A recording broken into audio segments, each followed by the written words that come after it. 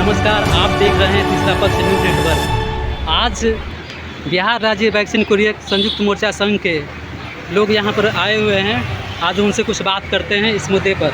मेरा नाम विश्वनाथ सिंह हुआ, मैं बिहार राज्य सीटू का उपाध्यक्ष। यहाँ पर बिहार राज्य वैक्सीन कुरियर संयुक्त संघर्ष मंच के बैनर के तले धरना का कार्यक्रम चल रहा है। ये वैक्सीन कुरियर क्रमशः 17 जुलाई और 18 जुलाई से अनिश्चितकालीन हड़ताल में हैं और 23 अगस्त को राज्य स्तरीय प्रदर्शन करके उसी दिन से अनिश्चितकालीन धरना यहाँ चला रहे हैं। वैक्सीन कुरियर स्वास्थ्य विभाग में काम करने वाला एक ऐसा निरीह प्राणी है जो 6 बजे सुबह में वैक्सीन का बक्सा लेकर के जाता है और पुनः 6 बजे शाम में रिपोर्ट लेकर के लौटता है।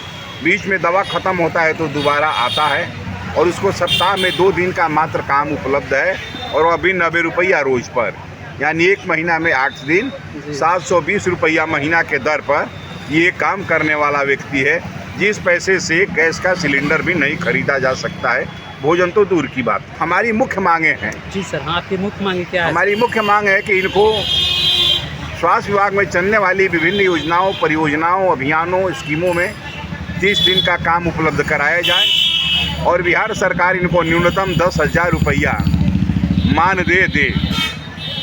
साथ ही साथ जो इनको 90 रुपया बक्सा मिलता है वह 500 रुपया प्रति बक्सा के दर से भुगतान हो और 100 रुपया जो आरोग्य दिवस के दिन प्रति बक्सा मिलता है उसका 300 रुपया के दर से भुगतान हो। आपको और बिहार की जनता को और सरकार को भी जानकर आश्चर्य होगा कि जो एक्सीडेंटल डेथ होता है उसमें सरकारी कर्मी आशा ममता ही नहीं, आम जनता भी यदि ठनका गिरने से वज्रपात से मर जाती है तो उसको 4 लाख रुपया दिया जाता है। लेकिन ये यदि कुरियर का बक्सा कुरियर वैक्सीन का लेकर जा रहा है और रोड पर एक्सीडेंट हो गया या वैक्सीन उस पर मतलब ठंडा से मर गया या बिजली गिरने से मर गया तो ये 4 लाख रुपया का अनुदान से भी वंचित है सरकारी काम करने के बावजूद।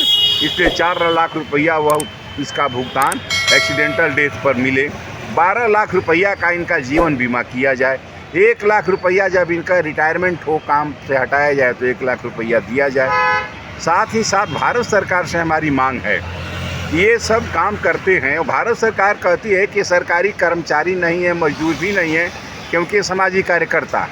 तो जब इस देश के MP, MLA, MLC और राज्यसभा के सदस्य सरकारी आपको ये सामाजिक कार्यकर्ता होने के बाद तमाम सुविधा लेंगे तो इन लोगों को सुविधा, वेतन और पेंशन क्यों नहीं मिलना चाहिए, ये प्रश्न हम आम जनता के बीच आपके चैनल के माध्यम से छोड़ना चाहते हैं। और हम चाहते हैं कि जो 44वां, 45वां, 46वां श्रम सम्मेलन जो इस देश में हुआ, जो इंटरनेशनल लेबर ऑर्गेनाइजेशन के निर्देशानुसार, उसकी अनुशंसा है कि स्कीम वर्कर को मजदूर का दर्जा देते हुए इसको न्यूनतम वैधानिक मजदूरी दिया जाए। उस श्रम सम्मेलन जिसका उद्घाटन माननीय प्रधानमंत्री नरेंद्र मोदी जी ने और उसके पहले माननीय मनमोहन सिंह जी ने किया था, उसकी अनुशंसा के हिसाब से इन्हें 26,000 रुपया न्यूनतम वैधानिक मजदूरी का भुगतान किया जाए।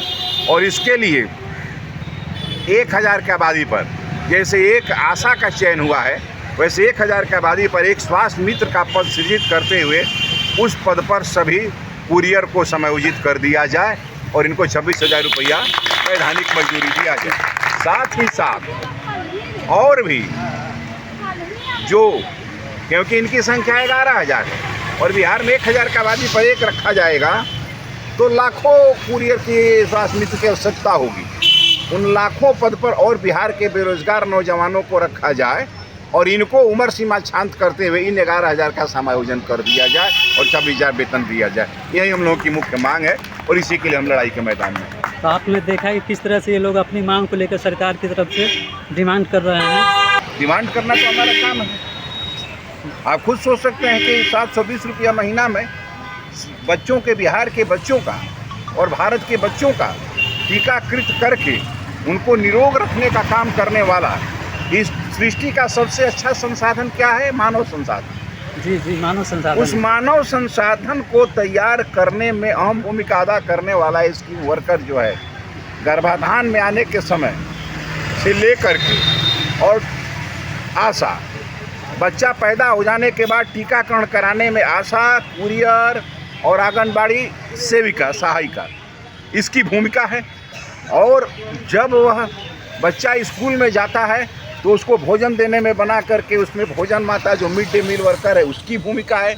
इन स्कीम वर्कर जो हैं इस देश के, इन स्कीम वर्कर को जो सामाजिक कार्यकर्ता का नाम दे करके, जिनकी संख्या इस देश में 1 करोड़ है, इनके जो श्रम का शोषण किया जा रहा है, इसका हम एक माध्यम से सबके हम शोषण का विरोध करते हैं।